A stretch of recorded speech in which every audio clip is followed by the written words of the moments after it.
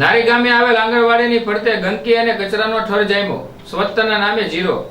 સમગ્ર દેશમાં સ્વચ્છતા એ જ સેવાની ઉજવણી કરવામાં આવી રહી છે. સમગ્ર દેશને સ્વચ્છ બનાવવા માટે હાથ ધરવામાં આવેલા આ અભિયાનમાં ગુજરાત અને ભાવનગર પણ જોડાયું છે. ભાવનગરમાં પણ તંત્ર દ્વારા સ્વચ્છતા એ જ સેવા અંતર્ગત દરેક જગ્યા ઉપર સફાઈ અભિયાન હાથ ધરવામાં આવી રહી છે, જે અંતર્ગત અનેક કાર્યક્રમો પણ કરવામાં આવી રહ્યા છે. ત્યારે ભાવનગરમાં જ સ્વચ્છતાના નામે માત્ર કાગળ પર જ અભિયાન હોય તેવા દ્રશ્યો સામે આવ્યા હતા. ભાવનગર મહાનગરપાલિકા વિસ્તારમાં આવતા નારી ગામે આવેલી આંગણવાડી પાસે માત્ર 3 મીટર દૂર એક મૃત પશુ પડ્યું હતું, અને જે છેલ્લા 4 દિવસથી આ પશુ લેવામાં આવ્યું ન હતું. તેમજ જ્યાં આગળ નાના ભૂલકાઓ અભ્યાસ કરવામાં આવે છે તે આંગણવાડીથી ફરતે ગંદકી અને કચરાના ઠર જામ્યા હતા, જેને લઈને બાળકોના વાલીઓમાં પણ રોગચાળાનો ભય ફેલાયો હતો. આ અંગે સ્થાનિક નગરસેવક કાંતિભાઈ ગોયલ દ્વારા પણ મહાનગરપાલિકા કચેરી ખાતે ફરિયાદ નોંધાવવા છતાં તેમની ફરિયાદને 2 દિવસ છતાં આંગણવાડી પાસેથી મૃત પશુ લેવામાં આવ્યું ન હતું. ત્યારે મહાનગરપાલિકાના મેયર ભરતભાઈ બારડ દ્વારા માહિતી આપતા જણાવ્યું હતું કે ફરિયાદ આવ્યા બાદ મૃત લેવા માટે માત્ર 1 થી 2 કલાકનો સમયમાં ફરિયાદનો નિકાલ કરવામાં આવે છે. ત્યારે નારી આંગણવાડી નજીક 4 દિવસ સુધી પડ્યા રહેલા મૃત પશુ પડ્યું રહેવા દેવાયું, જેને લઈને કોન્ટ્રાક્ટરો સામે કોઈ કાર્યવાહી કરવામાં આવશે કે કેમ તે જોવું રહ્યું. નારી બસ સ્ટેન્ડ પાસે આંગણવાડી છે, એની સામે શાળા આવેલી છે. ત્યાં ગંદકી એટલી બધી વધી ગઈ છે કે ત્યાંથી આજુબાજુમાંથી બાળકો કે સામે ઢોર પાસે ઢોર પીવડાવવા પાણી આવે છે તો ઊભું નથી રહી શકતું, એટલી બાસ મારે છે. આ માટે ઉપર રજૂઆત કરી છે, અત્યારે બાજુમાં જઈ નથી શકાતું. ગઈકાલે પણ કોર્પોરેટર દ્વારા ફોન કરવામાં આવ્યો છે, હજી ગાય એમનામ પડી છે. બાજુમાં ખાલી 3 થી 4 મીટરના અંતરે આંગણવાડી આવેલી છે, અત્યારે બાળકો બેસી નથી શકતા. તો આ માટે સત્તાધીશો કોઈ ધ્યાન નથી દેતા. એની આજુબાજુ બસ સ્ટેન્ડ છે, ગંદકી એટલી વધી ગઈ છે, કોઈ સાફ સફાઈ કરવા આવતું નથી, ઊભું નથી રહેવાતું. બસ સ્ટેન્ડ છે, શાળા છે, આંગણવાડી છે, મેઇન ચોક છે, મેઇન બજાર છે, કમલેશ જવાનો રસ્તો છે.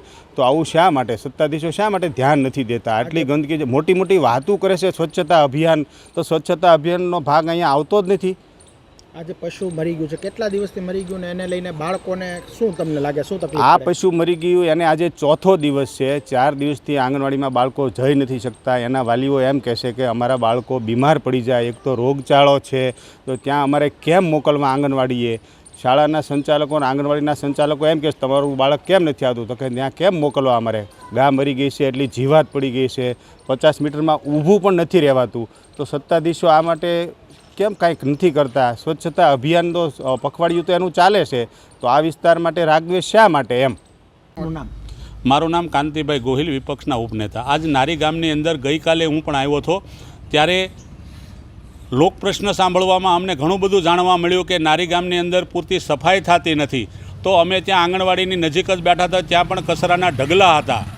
ત્યાર પછી ગઈકાલે એક મને ફોન આવ્યો કે કાંતિભાઈ ગા 2 દિવસથી મરી ગયેલી પડી છે, અમે અનેક વખત ફોન કર્યા, કોઈ આવતું નથી. તો ગઈકાલે જો ફોન કર્યો કોઈ આવ્યું લેવા નહોતું આવ્યું, અને આજે પણ પાછો મને ફોન કર્યો કાંતિભાઈ કોઈ ગા લેવા નથી આવ્યું. એટલી બધી દુર્ગંધ મારે છે. નાના નાના બાળકો ભણતા હોય, આંગણવાડીમાં આવતો હોય તો કેટલી શરીરને હાનિકારક આ વસ્તુ છે, એટલી દુર્ગંધ મારે છે. અને સફાઈની વાત કરી તો નારી ગામની અંદર સફાઈ પૂરતી થતી નથી. સ્કૂલોની આજુબાજુ જુઓ તો કચરાના ઢગલા પડ્યા છે. અવારનવાર અમે બોર્ડમાં રજૂઆત કરી છતાં આ જે સેટઅપ વધારવાનું હોય છે તો સેટઅપ વધારતા નથી.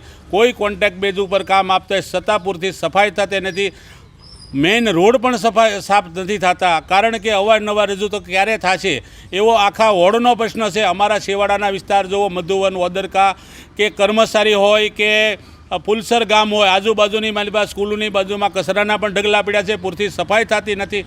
અવારનવાર એ પણ ગંભીર બાબત કહેવાય. લોકોએ 2-3 વખત ફોન કર્યા તો પણ ઉપાડવામાં નથી આવ્યું. આજ જો નગરસેવક તરીકે ગઈકાલે મેં એને જાણ કરી કે તાત્કાલિક માલને ઉપાડી લો, મરી ગયેલું છે. ત્યાં પણ એટલી બધી દુર્ગંધ મારે છે. અને ગામના હવેડાની બાજુમાં આંગણવાડી આવેલી છે, ત્યાં પણ આજ દિન સુધી ઉપાડવામાં નથી આવ્યું. તો જે કાંઈ કોન્ટ્રાક્ટર ઉપર તો એને કડક સૂચના આપો કે આવી રીતે જ્યાં તળ ઉપર મૃત પશુ પડ્યા હોય તાત્કાલિક ધોરણે ઉપાડે. નગરસેવકનું જો અધિકારીઓ નથી સાંભળતા તો લોકોનું શું થશે? ખરેખર વાસ્તવિક પરિસ્થિતિ ભાવનગરની એવી જ છે કે નગરસેવકોનું જો આજે અમે પ્રતિનિધિ છીએ લોકોના, અમને લોકોએ મત આપ્યા, છૂટીને મોકલ્યા છે, તો અમારું જ આજે શાસકો સાંભળતા ન હોય, અધિકારીઓ પણ સાંભળતા ન હોય, તો ક્યાં સુધી? જો આવા અધિકારીઓ હોય તો એની પાસે પણ કડક પગલાં લેવા જોઈએ, કારણ કે નહીંતર આજે પ્રતિનિધિનો ન સાંભળે તો આમ જનતાનું તો શું સાંભળવાના. મેયર સાહેબ, વાત કરીએ તો ભાવનગર મહાનગરપાલિકા વિસ્તારમાં જે મૃત પશુઓ હોય એને લેવા માટેની શું વ્યવસ્થા છે? મૃત પશુઓ માટે ભાવનગર મહાનગરપાલિકા દ્વારા 2 વાહન રાખવામાં આવ્યા છે અને ફરિયાદ થાય અને કલાક 1.5 કલાકમાં જ એમનો નિકાલ કરવામાં આવે છે. અમે વાત કરીએ તો આ સમય કરતાં વધારે સમય ગયો હોય અને એવી ફરિયાદ હોય તો શું કાર્યવાહી કરવાની? ફરિયાદ જો ઝાઝી ભેગી થઈ હોય, એક સાથે 4-5 થઈ હોય તો પહોંચતા 3-4 કલાક થઈ જતી હોય, પણ આવું બહુ જવલે જ બને છે.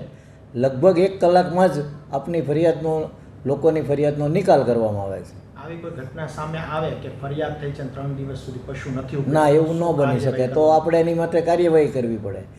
નારી ગામની આંગણવાડીની બાજુમાં 3 દિવસથી મૃત પશુ પડ્યું છે, કોર્પોરેટે ફરિયાદ કરી છતાં લેવામાં નથી આવ્યું આજ દિન સુધી.